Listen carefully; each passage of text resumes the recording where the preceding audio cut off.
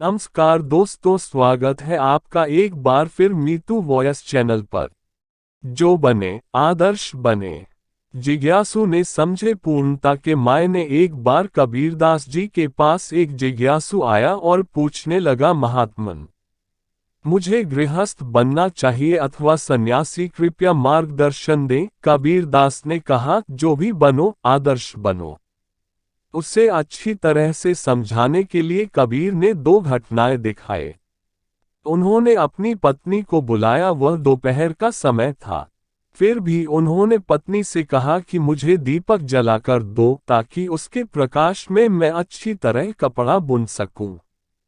पत्नी ने बिना कोई तर्क किए दीपक जला दिया और चली गई। इस घटना से कबीर ने जिज्ञासु को समझाया, यदि गृहस्थ बनना है तो परस्पर ऐसा दृढ़ विश्वास रखना कि दूसरे की इच्छा ही अपनी इच्छा हो। इसके बाद कबीर जिज्ञासु को लेकर एक पहाड़ी पर गए जहां एक बुजुर्ग संत रहते थे।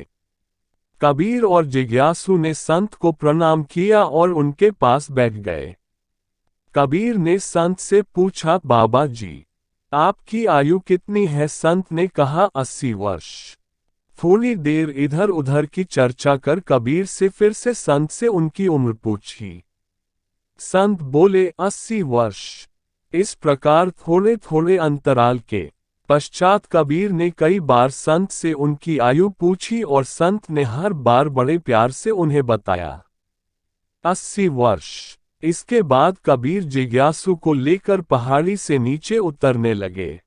थोड़ा सा नीचे उतरने पर कबीर ने संत को आवाज लगाई, महात्मन जरा सुनेंगे।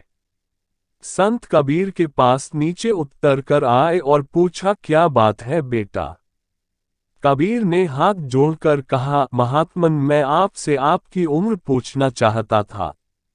संत ने मुस्कुराते हुए कहा, 80 वर्ष। तब कबीर ने जिज्ञासु से कहा, जिज्ञासु भाई, यदि संत बनना है तो इस तरह धैर्यवान व क्षमाशील बनना।